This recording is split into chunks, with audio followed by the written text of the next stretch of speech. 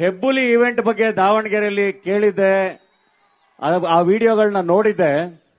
ಆದ್ರೆ ಇವತ್ತು ಚಿತ್ರದುರ್ಗದಲ್ಲಿ ಹೋಟ್ಲು ಮುಂದೆಯಿಂದ ಹಿಡಿದು ಇವತ್ತು ಈವೆಂಟ್ ಬರೋವರೆಗೂ ಆ ತರದೊಂದು ಸೆಲೆಬ್ರೇಷನ್ ನಾವು ವಿಟ್ನೆಸ್ ಮಾಡಿದೆ. ನೀವೆಲ್ಲರೂ ಒಬ್ರು ಸೂಪರ್ ಸ್ಟಾರ್ ನ ವೆಲ್ಕಮ್ ಮಾಡ್ಕೊಂಡಿರೋ ರೀತಿ, ಅವ್ರನ್ನ ಪ್ರೀತಿಸೋ ರೀತಿ, ಅವ್ರನ್ನ ಸೆಲೆಬ್ರೇಟ್ ಮಾಡೋ ರೀತಿ, ಇಲ್ಲೇ ಎಷ್ಟು ಮ್ಯಾಕ್ಸಿಮಮ್ ಸೆಲೆಬ್ರೇಷನ್ ಆಗ್ತಿದೆ ಅಂದ್ರೆ ಥಿಯೇಟರ್ ಅಲ್ಲಿ ಇನ್ನು ಅಲ್ಟ್ರಾ ಮ್ಯಾಕ್ಸ್ ಸೆಲೆಬ್ರೇಷನ್ ಇರಬೇಕು. ಮ್ಯಾಕ್ಸ್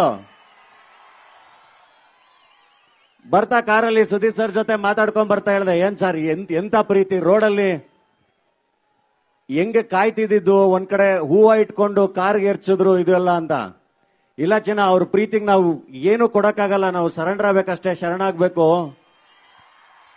ನಾವು ಎಷ್ಟು ಸರೆಂಡರ್ ಆಗ್ತೀವಿ, ಎಷ್ಟು ಅವ್ರಿಗೆ ತಲೆ ಬಗ್ಗಿಸ್ತೀವಿ, ಅಷ್ಟು ತಲೆ ಎತ್ತಿ ಮೆರೆಸೋಷ್ಟು ಪ್ರೀತಿ ಅಭಿಮಾನ ಶಕ್ತಿ ಅವ್ರು ಕೊಡ್ತಾರೆ ಅಂತ.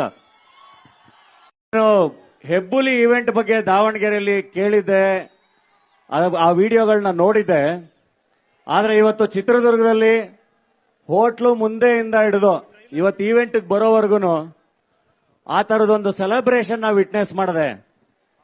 ನೀವೆಲ್ಲರೂ ಒಬ್ರು ಸೂಪರ್ ಸ್ಟಾರ್ ನ ವೆಲ್ಕಮ್ ಮಾಡ್ಕೊಂಡಿರೋ ರೀತಿ, ಅವ್ರನ್ನ ಪ್ರೀತಿಸೋ ರೀತಿ, ಅವ್ರನ್ನ ಸೆಲೆಬ್ರೇಟ್ ಮಾಡೋ ರೀತಿ, ಇಲ್ಲೇ ಎಷ್ಟು ಮ್ಯಾಕ್ಸಿಮಮ್ ಸೆಲೆಬ್ರೇಷನ್ ಆಗ್ತಿದೆ ಅಂದ್ರೆ ಥಿಯೇಟರ್ ಅಲ್ಲಿ ಇನ್ನು ಅಲ್ಟ್ರಾ ಮ್ಯಾಕ್ಸ್ ಸೆಲೆಬ್ರೇಷನ್ ಇರಬೇಕು. ಮ್ಯಾಕ್ಸ್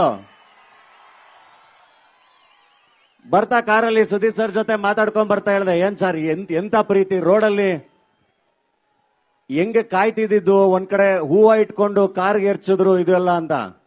ಇಲ್ಲ ಚಿನ್ನ, ಅವ್ರ ಪ್ರೀತಿಗೆ ನಾವು ಏನು ಕೊಡಕ್ಕಾಗಲ್ಲ, ನಾವು ಸರೆಂಡರ್ ಆಗ್ಬೇಕಷ್ಟೇ, ಶರಣಾಗ್ಬೇಕು.